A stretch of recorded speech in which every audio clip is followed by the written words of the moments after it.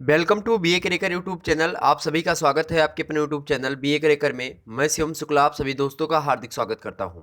दोस्तों, आज की वीडियो में हम बात करेंगे बी ए प्रथम वर्ष यानी बी ए फर्स्ट ईयर मनोविज्ञान पेपर 2 के सिलेबस के बारे में और जानेंगे आखिरकार न्यू सिलेबस क्या है 2021 का। तो ओवरऑल सिलेबस के वीडियो के सिलेबस के बारे में आज की वीडियो में हम चर्चा करेंगे। तो वीडियो में आप लास्ट तक बने रहिएगा और वीडियो को अभी से लाइक कर दीजिए, चैनल को सब्सक्राइब कर दीजिए और वीडियो को शेयर करिए सभी ग्रुप्स वगैरह में। ध्यान रखेंगे मित्रों, इससे पहला जो पेपर था उसको हमने Shukla D point YouTube channel पर अपलोड करा है। तो अगर आपने इससे पहला वाला सिलेबस नहीं देखा है तो उसको जाए देख लीजिए, शुक्ला डी पॉइंट के यूट्यूब चैनल पे है। नहीं तो मैं प्लेलिस्ट बना दूंगा इसी चैनल पर नीचे, और यहाँ से आप देख सकते हैं, वहाँ पर भी प्लेलिस्ट बना दूंगा। दोनों चैनल आप ही के हैं, Shukla D point and B A Karekar. Okay, तो आपको दोनों चैनल पे बने रहना है। वहाँ पर सेकेंड ईयर संबंधित उस समय लाइव क्लासेस चल रही हैं, 3:15 से स्टार्ट होती लाइव क्लासेस, ठीक, डेली। तो वहाँ पे आप बीए सेकेंड ईयर वाले जुड़ सकते हैं। उसके बाद में थर्ड ईयर वालों की भी वहीं पर लाइव क्लासेस शुरू की जाएगी। उसके बाद में फर्स्ट ईयर वालों आपकी लाइव इस चैनल पर शुरू की जाएंगी। ओके, इसी चैनल पर ये बात ध्यान रखेंगे। तो लाइव क्लासेस अटेंड करना है तो वीडियो को लाइक करिए, अभी से चैनल को सब्सक्राइब कर दीजिए ताकि आप तक नोटिफिकेशन पहुँच जाए जब मैं लाइव आऊँ। ओके, इतनी बात रही क्लियर। तो अब यहाँ पे प्रश्न यह उठता है कि सर पहले पेपर का क्या नाम था, जो आपने बी शुक्ला डी पॉइंट पे बता दिया। तो मित्रों, पहले पेपर का नाम था आपके बीए प्रथम वर्ष में मनोविज्ञान। जब आप पढ़ते हैं तो आपको 2 पेपर देने होते हैं, 2 परीक्षाएं देनी होती हैं मनोविज्ञान से संबंधित। तो पहला जो पेपर आप देते हैं यानी जिसको हम प्रथम प्रश्न पत्र कहते हैं, उसका नाम होता है आधारभूत मनोवैज्ञानिक प्रक्रियाएं, जिसको अंग्रेजी में हम कहते हैं बेसिक साइकोलॉजिकल प्रोसेसेस। क्या कहते हैं? बेसिक साइकोलॉजिकल प्रोसेसेस, हिंदी में आधारभूत मनोवैज्ञानिक प्रक्रियाएं, जिसके अंतर्गत हमने बहुत सारी चीज़ों का हम अध्ययन करते हैं। उन सभी चैप्टर्स के बारे में हमने आपको फर्स्ट पेपर में जब सिलेबस में बता रहा था तो बता दिया था कि मनोविज्ञान का अर्थ, परिभाषा, विषय क्षेत्र क्या होता है, मनोविज्ञान की अध्ययन पद्धतियां कैसे चर्चा करते हैं, तंत्रिका तंत्र के घटक कौन कौन से हैं, अनुक्रिया प्रक्रम क्या होता है, तंत्रिका तंत्र की मस्तिष्क की संरचना कैसे बनती है, उसमें संवेदन प्रक्रिया क्या होती है, प्रत्यक्षीकरण संगठन और विकास क्या होता है, आकृति पृष्ठभूमि प्रत्यक्षीकरण के निर्धारक तत्व कौन कौन से होते हैं, सीखना किसको कहते हैं यानी अधिगम जिसको बोलते हैं हम, अधिगम या स्थानांतरण किसको कहते हैं, स्मृति और विस्मृति में क्या अंतर होता है, क्या समन्वय होता है, इन सभी मुद्दों पर चर्चा करते हुए अभिप्रेरणा और संवेग में अंतर देखते हुए अभिप्रेरणा के अर्थ और परिभाषा, संवेग क्या होता है उसका अर्थ एवं परिभाषा चर्चा करते हैं। उसके बाद में चिंतन, बुद्धि, व्यक्तित्व, इन तीनों पर चर्चा कर लेते हैं और आपका सिलेबस कंप्लीट हो जाता है। तो इतने मुद्दों पर हम चर्चा करते हैं किसमें? फर्स्ट पेपर में। तो आज की वीडियो में हम क्या बात करेंगे? आज की वीडियो में हम बात करेंगे पेपर 2 के बारे में और जानेंगे कि पेपर 2 में हमको क्या क्या पढ़ना होता है। आइए मित्रों, चर्चा करते हैं पेपर 2 में। किसका पेपर 2 है? तो बीए फर्स्ट ईयर मनोविज्ञान पेपर 2। और पेपर 2 का क्या नाम है? अब यहाँ पर प्रश्न यह उठता है आपके मन में। तो पेपर 2 का नाम है डेवलपमेंटल साइकोलॉजी। क्या नाम है मित्रों? डेवलपमेंटल साइकोलॉजी अर्थात विकासात्मक मनोविज्ञान। यहाँ पर नीचे मोटे मोटे अक्षरों में आपको लिखा हुआ मिल जाएगा डेवलपमेंटल साइकोलॉजी यानी विकासात्मक मनोविज्ञान। न्यू सिलेबस होगा 2021 के अकॉर्डिंग। आप लोग बड़े ही ध्यान से इस वीडियो को देखेंगे। इसमें बताए गए जो पाठ हैं उसको अगर आप कॉपी पेन लेकर के बैठे नोट डाउन कर लीजिए, अन्यथा आप इसका स्क्रीनशॉट भी ले सकते हैं। डिजिटल इंडिया का कुछ तो फायदा उठा लीजिए। चलिए शुरू करते हैं आज का video lecture. That is most important video. Okay, तो वीडियो मिस नहीं करना है, वीडियो पूरी देखना है आपको। चलिए शुरू करते हैं। तो देखिए यहाँ पे यूनिट 1 आ गई आपकी। यूनिट 1, यूनिट 2, यूनिट 3, यूनिट 4, 4 इकाइयों में आपका प्रश्न पत्र बटा हुआ है। अब इन्हीं 4 इकाइयों को हम समझते हैं। यूनिट मतलब हिंदी में इकाई होता है। यहाँ पे जो ये डंडी खींची हुई इसका मतलब 1 होता है, ठीक। 2 डंडी मिलेगी तो क्या हो जाएगा? 2, 3 मिलेगी 3, और एक यहाँ पे ऐसे मिलेगी। तो ये तो आप जानते हैं रोमन शैली में लिखा हुआ है, ठीक। ऐसे तो ये 4 हो जाएगा, ऐसे लिखा गया तो 5 हो जाएगा, इसके बगल ये तो 6 हो जाएगा, इसके बगल 2 डंडी तो कितना हो जाएगा? 7 हो जाएगा। तो ये आप जानते हैं रोमन। तो इसी प्रकार से आपको 4 मिलेंगे। अब चले देखते हैं, प्रत्येक में आपको 2-2 चैप्टर में मैंने डिवाइड करा है, इसको देख लेते हैं। तो यूनिट 1 इकाई 1 के अंतर्गत आप पढ़ते हैं उसमें प्रस्तावना। सबसे पहले क्या पढ़ते हैं? प्रियम्बल। प्रियम्बल क्या होता है? यानी introduction, nature, scope and development, psychology, methods, studying human development क्या होता है, ठीक, ये सब हम पढ़ते हैं। मतलब यहाँ पे देखेंगे प्रस्तावना में, प्रस्तावना जब किसी भी चीज़ की प्रस्तावना मतलब उसके अंदर क्या चीज़ें हैं। जब कोई भी सब्जेक्ट हम पढ़ते हैं तो पहले उस सब्जेक्ट के बारे में जानना होता है कि आखिरकार उस सब्जेक्ट में क्या क्या चीजें समाहित हैं, उसका विषय क्षेत्र कितना है, उसकी प्रकृति क्या है, उसका नेचर क्या है। ठीक, तो पहले हम देखते हैं उसका नेचर यानी प्रकृति क्या है, उसका स्कोप यानी विषय क्षेत्र कितना है, साथ ही साथ उसकी मीनिंग, उस शब्द की जिस शब्द से उस पेपर का नाम पड़ा हुआ है उसकी मीनिंग क्या है, देन उसकी डेफिनेशन क्या है। ओके, इतनी बात आपकी क्लियर हुई मेरे प्यारे दोस्तों? अगर क्लियर हुई तो हाँ फटाफट बताइए हाँ बिल्कुल क्लियर हुई। तो प्रस्तावना जो होता है विकास, उसमें हम क्या क्या पढ़ते हैं, विकासात्मक मनोविज्ञान की प्रकृति पढ़ते हैं, यानी किस प्रकार से मनोविज्ञान का विकास हुआ है उसकी प्रकृति यानी नेचर ऑफ डेवलपमेंटल साइकोलॉजी पढ़ते हैं। साथ ही साथ कहाँ कहाँ तक हम डेवलपमेंटल जो है साइकोलॉजी पढ़ते हैं, यानी विकासात्मक मनोविज्ञान का क्षेत्र कहाँ कहाँ तक है, किन किन चीज़ों में हम इसका अध्ययन करते हैं, कहाँ कहाँ पर इसका प्रयोग किया जाता है। मानव विकास की अध्ययन पद्धतियों पर चर्चा करते हैं, यानी मानव विकास में तमाम सारी अध्ययन पद्धतियाँ आती हैं, उनके बारे में हम चर्चा करते हैं। बहुत सारे सिद्धांत आए जैसे फ्रायड का व्यावसायिक सिद्धांत, पावलाव का सिद्धांत, स्कीनर का सिद्धांत। इसी प्रकार से विकास के कई गुण होते हैं, विकास कई अवस्थाओं में होकर के आपके जो है आगे बढ़ता है। विकास अभी जैसे वंशानुक्रमण, वातावरण, शिक्षण, प्रशिक्षण, व्यक्तिगत भिन्नता, सामाजिक संगठन, संस्कृति, आर्थिक स्तर, पारिवारिक वातावरण, बालकों की विभिन्न असमानताओं का अध्ययन, ये सभी मुद्दे होते हैं किसी बालक को विकास करने में। साथ ही साथ शैशवावस्था, बाल्यावस्था, ठीक है, किशोरावस्था, युवावस्था, इन सभी में क्या होता है, प्रौढ़ावस्था, इन सभी में क्या होता है, बच्चे के बुद्धि का, उसके माइंड का क्या होता है, विकास होता है। तो इसी विकास को हम पढ़ते हैं, अर्थात बाल्यावस्था में उसका संवेगात्मक विकास कैसा हो रहा है, बाल्यावस्था में उसके व्यक्तित्व का विकास कैसा हो रहा है, बाल्यावस्था में उसका मानसिक विकास कैसे हो रहा है, बाल्यावस्था में उसके शारीरिक विकास कैसे हो रहा है, अर्थात बाल्यावस्था में बच्चे का विकास कैसे हो रहा है। साथ ही पहले शैशवावस्था में कैसे विकास होता है, उसके बाद में शैशवावस्था में बच्चा क्या करना चाहता है, क्या सांप और लाठी में अंतर पता कर सकता है, या फिर पानी अगर उसको प्यास लगी है तो कैसे मांगेगा। ये सारे मुद्दे इसमें आप पढ़ते हैं। अगर आप जो है सेकेंड ईयर में जब आप जाएंगे, शिक्षा शास्त्र अगर आपने लिया होगा तो उसमें भी शिक्षा मनोविज्ञान फर्स्ट पेपर आप पढ़ते हैं बीए सेकेंड ईयर में, तो वहाँ पर आपको ये सारी बातें फिर से पढ़नी पड़ेगी। अगर आप शिक्षा शास्त्र लिए हुए हैं मनोविज्ञान के साथ तो बहुत अच्छी बात है, और दर्शन शास्त्र ले लिए तो एकदम समझ लीजिए एकदम हलवा आपके सामने आ चुका है। तो उसमें सूजी और उसके बाद में आपका खोया और दूध, ये तीनों चारों चीज़ें इकट्ठे मिल गए आपको, मतलब कि इकट्ठे मतलब सब बना करके एक ही चीज़ बनेगा, क्योंकि सभी लोग एक दूसरे से क्या हुए हैं, जुड़े हुए सब्जेक्ट हैं। ओके, आगे देखते हैं दूसरा चैप्टर मनोवैज्ञानिक सिद्धांत, जिसमें फ्रायड का सिद्धांत देखेंगे, जो व्यावसायिक सिद्धांत है फ्रायड महोदय का। उसके बाद में पावलाव और स्कीनर के सिद्धांत को हम चर्चा करते हुए आगे बढ़ेंगे। अगला देखते हैं, अगला है प्रारंभिक जीवन पद्धति। प्रारंभिक जीवन पद्धति में आप देखते हैं मातृत्व विकास, वंशानुक्रमण, अनुवांशिकी सिद्धांत, वंशानुगत और पर्यावरण, मातृ पितृ श्रेणीकरण, इन सभी मतलब प्रारंभिक जीवन पद्धति में मातृत्व विकास होता है। बच्चे हमेशा एक जो है शिक्षा शास्त्र में एक वाक्य मिलता है कि सबसे पहली शिक्षिका मतलब शिक्षक जो होता है बच्चे की कौन होती है, माता होती है। इसीलिए आपने देखा होगा हर जगह पे जब माताएं होती है अपने छोटे बच्चों को हमेशा छोटी छोटी कविताएं सुनाया करती है, और ABCD छोटा बड़ा इस प्रकार की चीज़ें उनको सुनाया करती, ताकि जब कभी भी पार्टी वगैरह में माता जी जाए तो बच्चे को लेकर के जाए तो उसकी प्रतिभा को दिखाती, कहती बेटा आंटी को थोड़ा वो सुनाओ जो हमने उस दिन तुमको सुनाया था, क्या जो हमने तुमको ट्विंकल ट्विंकल लिटिल स्टार सुनाया था वो सुना दो आंटी को। तो बच्चा जो है एक दो बार सुनाता है, बड़ी उत्साह से सुनाता है। उसके बाद में क्या होता है, बच्चे का मन नहीं लगता, एक ही बात को बार बार वही करने लगता है। तो कुछ ऐसा समय आता है तो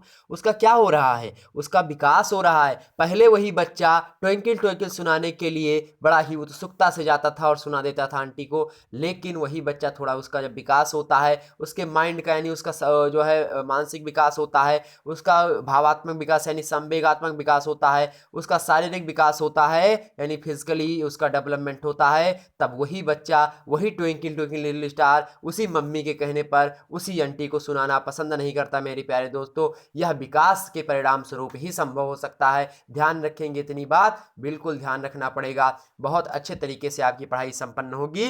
तो प्रारंभिक जीवन पद्धति में मातृत्व विकास यानी माता के द्वारा जो डेवलपमेंट होता है बच्चे का वो विकास होता है। वंशानुक्रमण मतलब जो उसके जो है दादा परदादा या फिर जितने भी उसके पूर्वज लोग हैं किस प्रकार की संस्कृति रही है, उस प्रकार से बच्चा सीखेगा और उस प्रकार से वह आगे बढ़ेगा।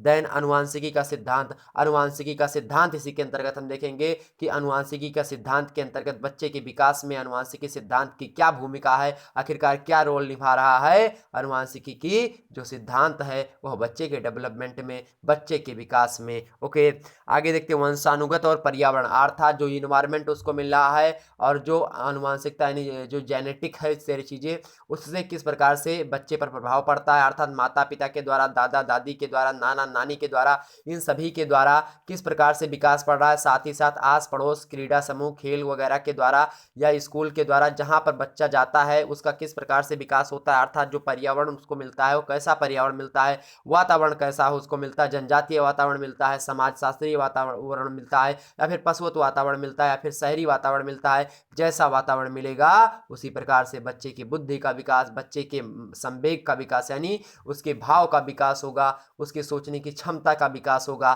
ठीक, इतनी बात ध्यान रखेंगे।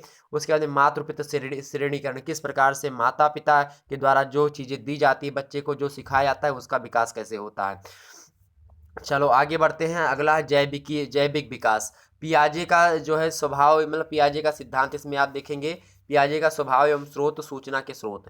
तो इन सभी स्रोत, स्वभाव के स्रोत पियाजे का और पियाजे जो है शिक्षा शास्त्री मतलब दर्शन शास्त्री हैं, और दर्शन शास्त्री मनोवैज्ञानिक भी हैं। तो दर्शन शास्त्री होते हैं, मनोवैज्ञानिक भी हैं। दर्शन शास्त्री वही व्यक्ति होगा जो विद्या अनुराग जिसके अंदर होगा, ज्ञान की पिपासा जिसके अंदर ज़्यादा होगी, हमेशा वो किताबों से प्रेम करेगा, अर्थात देख करके किताबों से प्रेम करना, साथ ही साथ उसमें लिखी गई बातों को अपने जहन में बैठा लेना ही एक शिक्षा शास्त्री का परम एवं चरम कर्तव्य होता है मेरे प्यारे दोस्तों। तो जैविक विकास कब होगा, जैविक विकास का सिद्धांत मतलब इसके अंतर्गत किसने बताया, पियाजे ने बताया। स्वभाव कैसा होगा, साथ ही साथ उसके जो स्वभाव हुआ है वो कैसे स्वभाव है, यानी उसका स्रोत क्या होगा, और सूचना के स्रोत अर्थात जो ग्रहण कर रहा है बच्चा वो किस प्रकार से सारी चीज़ें ग्रहण कर रहा है, वो सारी चीज़ें हम चर्चा करते हैं। आगे बढ़ते हैं, अगला देखते हैं हम यूनिट 3 के अंतर्गत हम देखते हैं नैतिक एवं सामाजिक विकास। अब बच्चे का, जब बच्चा थोड़ा बड़ा हो जाता है उसका नैतिक एवं सामाजिक विकास कैसे होता है। नैतिकता का विकास उसका होता है, नैतिकता समझते हैं मोरलिटी डेवलपमेंट। मोरलिटी डेवलपमेंट क्या होता है, जैसे बच्चे में, जैसे बच्चा ईमानदार हो, या फिर बच्चा किसी को गाली न दे रहा हो, बच्चा जो समाज में जो नियम कायदे हैं उसका पालन कर रहा हो, तो ये सब हो गई उसकी नैतिकता। अर्थात जो बड़े बुजुर्ग हैं उनका चरण स्पर्श करे, या फिर जो भी उनके धर्म में प्रथाएं चल रही हों उनका पालन करे, समाज के जो नियम हो, समाज के मापदंड हो, समाज के जो मूल्य हो उनका बच्चा सही तरीके से पालन करे, वही होता है नैतिकता का विकास। तो जब बच्चे के अंदर नैतिकता का विकास होगा तो चोरी चमारी चकारी ये सारी चीज़ें नहीं करेगा, और एक अच्छे तरीके से ईमानदारी की ओर अग्रसर होकर के हमेशा सत्य बोलने वाला बच्चा होगा। ये बात ध्यान रखेंगे। अगला देखते हैं कोलबर्ग और गिलगिन का नैतिक विकास सिद्धांत। तो कोलबर्ग और गिलगिन ये मनोवैज्ञानिक हैं, मनोविज्ञान शास्त्री हैं। इन्होंने नैतिक विकास का सिद्धांत दिया कि बच्चे में नैतिक विकास कैसे होता है, इसको भी देखेंगे। साथ ही साथ आत्म का पहचान एवं विकास सिद्धांत। तो आत्म का पहचान यानी आत्म दर्पण दर्शन सिद्धांत एक होता है, उसको भी देखेंगे।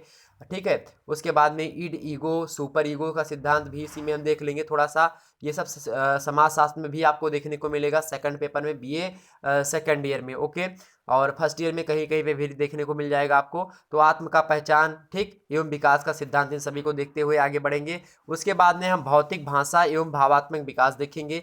भौतिक भाषा यानी जो फिजिकली लैंग्वेज होती है वो देखेंगे कि बच्चा जो है किस प्रकार से भौतिक भाषा, या फिर जैसे कि देखते हैं कि आप बोलते हैं कि ये जो है बॉडी लैंग्वेज में बात कर रहा, तो बॉडी लैंग्वेज उसकी कैसी होगी, अर्थात जो बोल रहा है उसके जो है शरीर से बयां हो रही या नहीं बयां हो रही, वो सारी बातें हम देखेंगे। भावात्मक विकास यानी प्रकृति उसकी क्या है, साथ ही साथ कौन कौन से तत्व होते हैं जो कि भौतिक भाषा का विकास करते हैं, भावात्मक विकास बच्चे का करते हैं। इन सभी मुद्दों पर चर्चा करते हुए हम आगे बढ़ते हैं। आगे आपको मिलेगी इकाई 4, और इकाई 4 में पहुंचते हैं, उसका चैप्टर हम पहला देखते हैं संबंध विकास।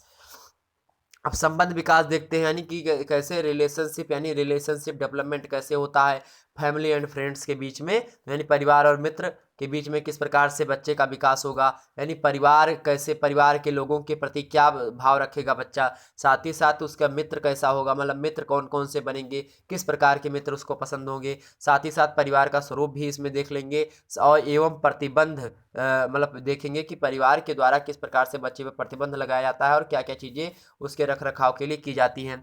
स्पीयर का सिद्धांत देखेंगे इसी संबंध में। उसके बाद में बाल अपराध अपराध क्यों बढ़ रहा है भारत में, इसको भी देख लेंगे। बाल अपराध वह अपराध होता है जो बच्चा क्या करता है, जानबूझकर नहीं करता, अनजाने में हो जाता है। साथ ही साथ कुछ बाल अपराध ऐसे होते जो जो मतलब जानबूझ कर किए जाते हैं।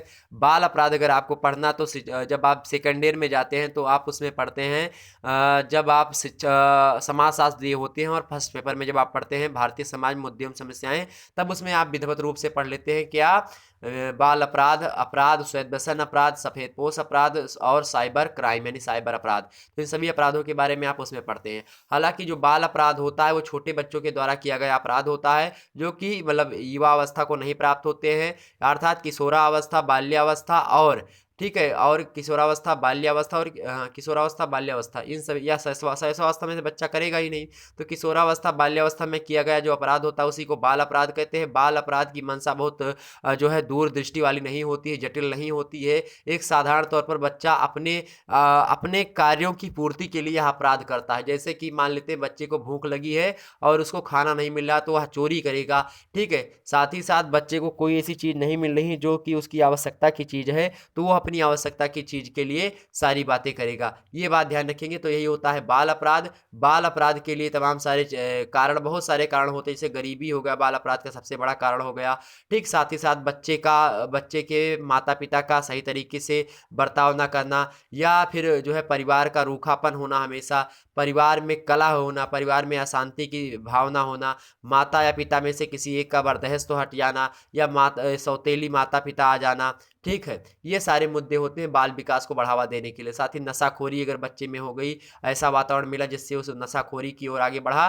तो उसका भी क्या हो जाएगा, तो भी उसका क्या हो जाएगा मित्रों, तो भी वह बच्चा क्या हो जाएगा, बाल अपराधी हो जाएगा। बाल अपराध क्यों बढ़ता है, बाल अपराध इसलिए बढ़ता है, जैसे कि मैं बताना चाहूँ, जो गरीब घर के बच्चे होते हैं वो मान लेते हैं वो पैदा हुआ बच्चा घर पे, लेकिन जो उसकी माता है और पिता जो है मजदूरी करता है, पिता सुबह निकल जाता है मजदूरी करने के लिए, माता सुबह खाना वाना बना करके जो है पति को देती है, अपनी पति लेके जाकर मतलब मजदूरी करने निकल जाता है।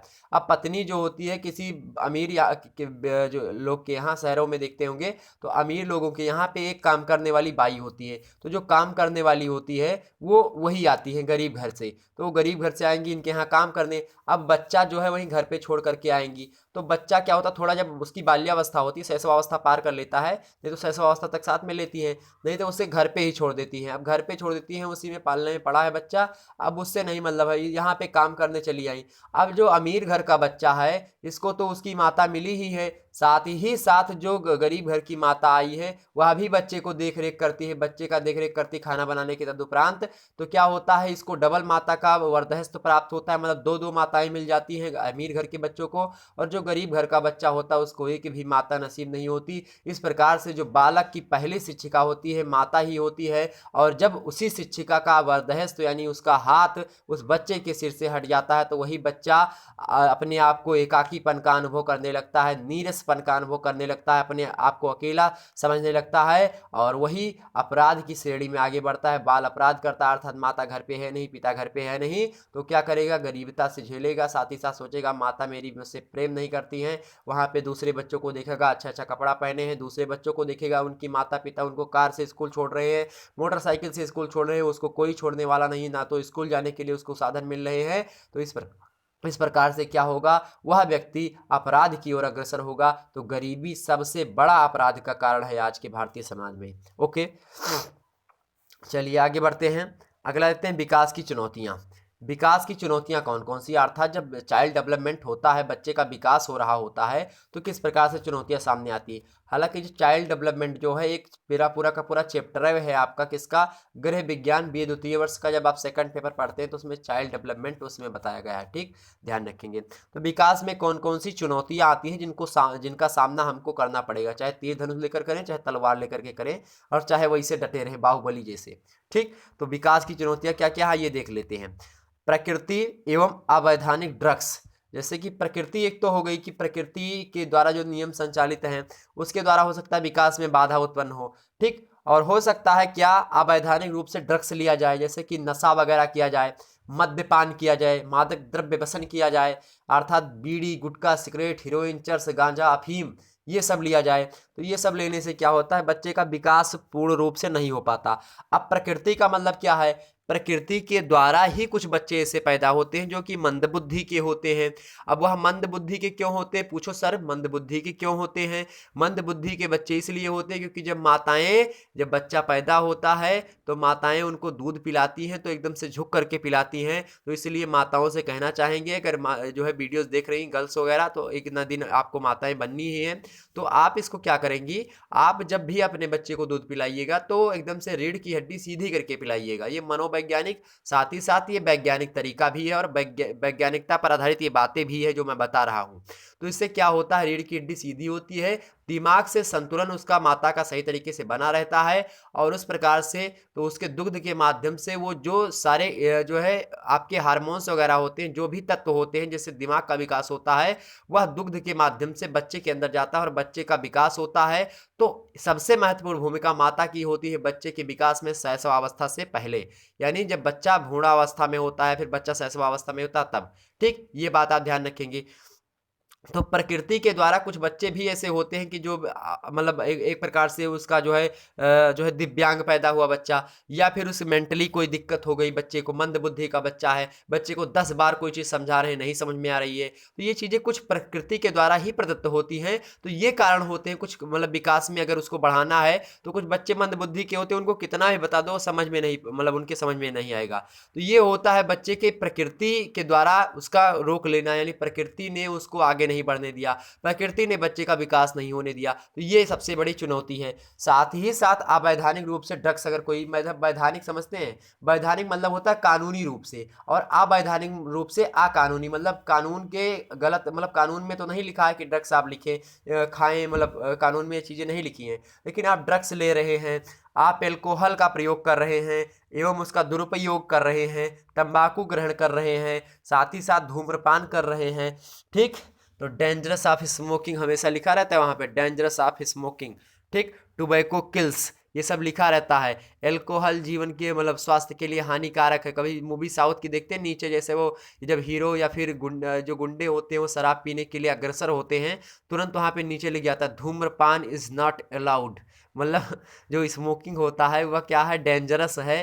अर्थात टोबैको क्या है, किल्स। तंबाकू खाते तो अक्सर दिखाते नहीं है उसमें मूवी में, लेकिन यूपी बिहार में आइएगा, यूपी बिहार में आपको हर एक जो है 100 में से लगभग आपके 45% ऐसे लोग होंगे, युवा लोग, मतलब अब जो, मतलब युवा लोग की नहीं मैं बात कर रहा हूँ, युवा लोग ही हैं। और ये क्यों करते हैं ऐसा, क्योंकि लोग जब अकेलेपन का अनुभव करते हैं तभी ये नशा वगैरह करने को प्रारंभ होते हैं।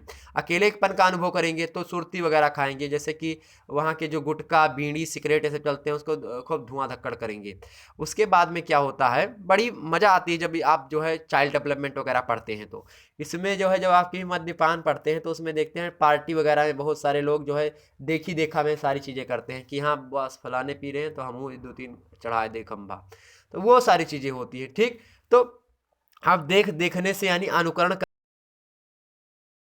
अब जब ये पी लेंगे तो उसके बाद में उनका माइंड विकास नहीं होगा, उनका जो माइंड होगा वो अलग तरीके से हो जाता है, क्योंकि माइंड पर कंट्रोल कर लेती है शराब, माइंड पर कंट्रोल कर लेते हैं आपका जो बीड़ी अफीम चरस गांजा ये सब आप लेते हैं, हीरोइन ये सब। ठीक, तो ये सब बहुत ही बेकार चीज़ें हैं जो आपके माइंड का विकास, आपके शरीर का विकास नहीं करती। कुछ लोग भाई तो हमसे ऐसे कहें कि कहे सर जी आप बहुत ज़्यादा दुबले पतले हैं और हमारे मतलब बगले में इधर उधर रहते हैं, आप जो है वो चढ़ाया करिए कुछ फ्रूट वो बियर वगैरह लिया करिए, आपका शरीर बन जाएगी। हमका भाग जाओ नहीं तो फ्रूट बियर लें। तो ये सारी चीज़ें होती है। तो बहुत सारे मतलब भ्रम ऐसा है समाज में कि कहते हैं कि इससे शरीर बनेगी आपकी, तो बच्चा क्या करते हैं, शरीर बनेगी, हाँ बस चलो जिम में ज्वाइन करेंगे और सीधा फोड़ डालेंगे, खलिए बनेंगे पूरा, उसके बाद में वो शुरू कर देंगे और बाद में क्या होगा, सारी व्यवस्थाएं बिगड़ जाएंगी।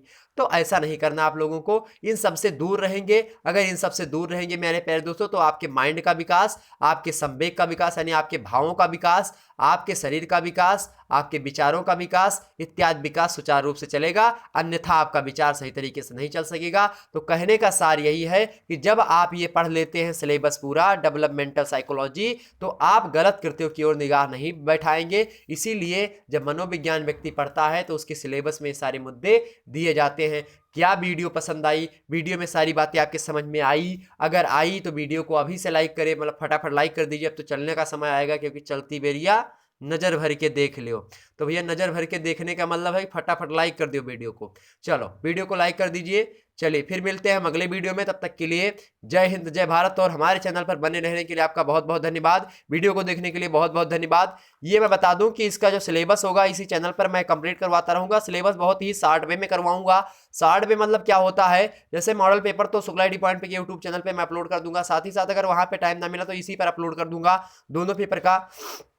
उसके बाद में सिलेबस के अकॉर्डिंग वीडियो आप प्रोवाइड होंगी। अब सिलेबस में मैं बहुत जो है शॉर्ट वे में चलूंगा और समझाता हुआ चलूंगा। कुछ कम मटेरियल ही होंगे जो कि आपकी परीक्षा की दृष्टि से महत्वपूर्ण होंगे, यानी एक प्रकार से क्रैश कोर्स लाने का प्रयास करूंगा। मिलते हैं नेक्स्ट वीडियो में, तब तक के लिए जय हिंद जय भारत।